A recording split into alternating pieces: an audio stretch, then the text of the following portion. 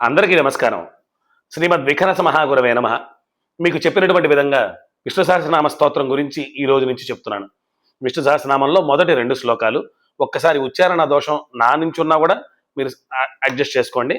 Maximum దోషం లేకుండానే చెప్పే ప్రయత్నం చేస్తాను. పైన శ్లోకాన్ని డిస్ప్లే చేస్తాను. పైన కానీ కింద కానీ శ్లోకాన్ని మీకు డిస్ప్లే చేస్తాను.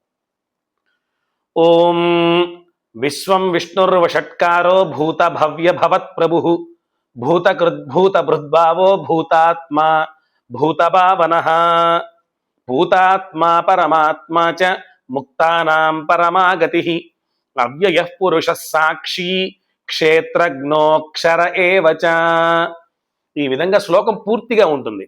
మధ్య మధ్యలో ఎక్కడ గ్యాప్స్ ఉండవు. దాన్నే పదచ్ఛేదం చేసుకుంటూ వాటి గురించి వివరాలని ఆ యొక్క శ్లోకంలో ఉండే గొప్పతనాన్ని కొన్ని పదాల యొక్క పరిపూర్ణార్థాన్ని మన మెయిన్ వీడియోలో మీకు పెట్టుంచాను. అది మీకు లింక్ డిస్క్రిప్షన్లో ఇస్తాను.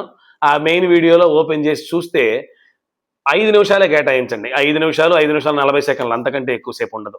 కాబట్టి మనకి విష్ణు సహస్రనామం, వాటి అర్థం, శ్రీమన్నారాయణుడి యొక్క పరిపూర్ణ తత్వం, దాంతోపాటు ఆయన మన మీద చూపించేటటువంటి అత్యంత భక్తి భావనతో ఇచ్చేటటువంటి మన భక్తిని తీసుకునే ఆయన సౌలభ్యం, అంటే పరమాత్మ సౌలభ్యాన్ని పొందడానికి ఈ విష్ణు సహస్రనామం మనకు ఉపయోగపడాలి.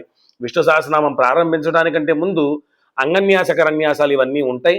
వాటన్నిటినీ కూడా చేసుకుంటూ క్షీరోదన్వత్ ప్రదేశే మళ్ళీ భూపాదో యస్యనాభి శాంతాకారం భుజగశయనం ఇవన్నీ స్వామిని వర్ణించుకొని ధ్యానించుకొని ఇక విష్ణు సహస్రనామంలోకి వచ్చి ఈ 2 శ్లోకాలని ఈ విధంగా మీరు చెప్పుకుంటూ ముందుకు వెళ్ళాలి.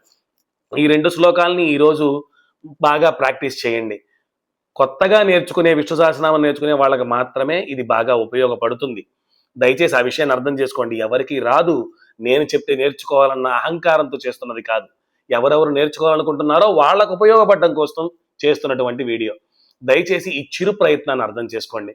ఎక్కడన్నా ఏదన్నా చెప్పే ప్రక్రియలో ఒక మాట కొంచెం కఠినంగా చెప్పినట్టు మీకు అనిపిస్తే దయచేసి అన్యథా భావించకుండా మన్నించండి. ఇలాంటి వీడియోలు మీకు మళ్ళీ వస్తూనే ఉంటాయి.